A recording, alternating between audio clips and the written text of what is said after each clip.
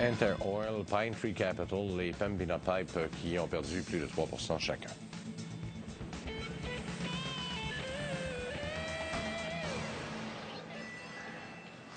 Eh bien, aujourd'hui, c'est une journée nouvelle pour les viandes du Breton qui lançaient sur le marché le porc sans antibiotiques. Pour en parler sans plus tarder, Louis Adam, qui est directeur du développement des viandes du Breton. Monsieur Adam, bonjour. Bonjour. Viande sans sport élevé sans antibiotiques.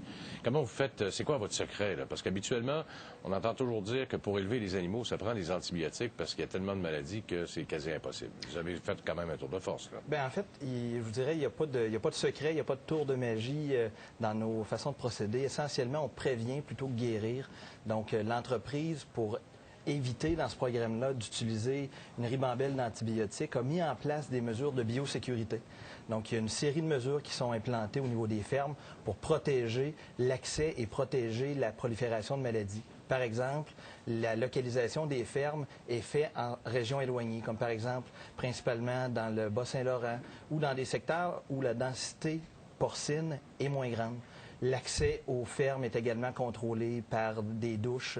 Les gens doivent prendre une douche avant de rentrer, avant de sortir. Donc, chez Du Breton, la biosécurité, c'est quelque chose qu'on traite avec beaucoup de sérieux pour éviter, justement, dans ce programme-là, d'utiliser des antibiotiques. Est-ce que vous avez pris le même genre de programme qui existe à l'Institut de technologie agricole à La Pocatière, où on fait de l'élevage d'agneaux expérimental, où c'est à peu près le même genre de séquence qui est fait? Là, les gens ne peuvent pas rentrer sur la ferme sans être nettoyés, etc., stérilisés? C'est tout à fait le même principe. Je vous dirais, dans le cas du porc, le groupe Breton, les vétérinaires qui travaillent avec le groupe Breton ont aidé à définir en Amérique du Nord auprès de l'American Swine Veterinarian Association les règles d'or au niveau de la biosécurité pour le porc.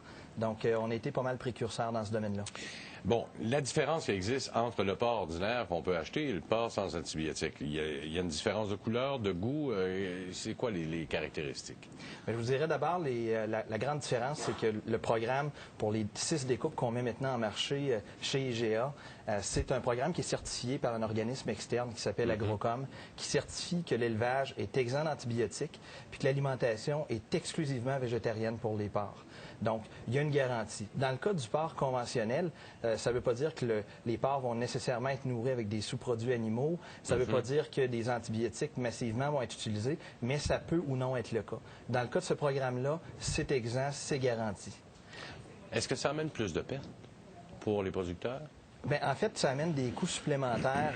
Si on pense que 70 % du coût de production d'un porc est rattaché à son alimentation, c'est certain que dans un contexte où fournir une alimentation qui est à base de sous-produits animaux, c'est nécessairement moins dispendieux qu'une alimentation qui est 100 % végétarienne. Et d'autant plus qu'avec l'utilisation d'antibiotiques, le porc reste moins longtemps à la ferme, il est rapidement abattu, alors que dans votre cas, ben, ça prend plus de temps. Donc, qui dit plus de temps, plus de nourriture, plus de coûts. Absolument. C'est beaucoup une question de rotation des animaux dans les bâtisses. Donc, ce coût-là vient s'ajouter aux autres coûts habituels dans la production des porcs. Est-ce que vous dites qu'il y a une qualité supérieure dans cette viande-là?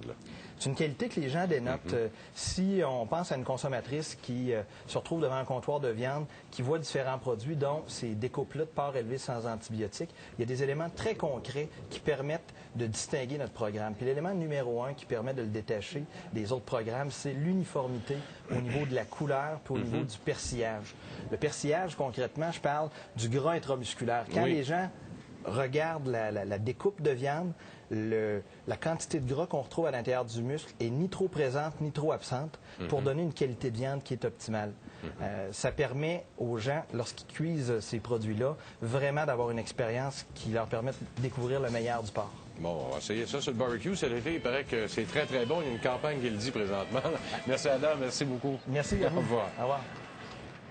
Bonjour, ici Isabelle Huot.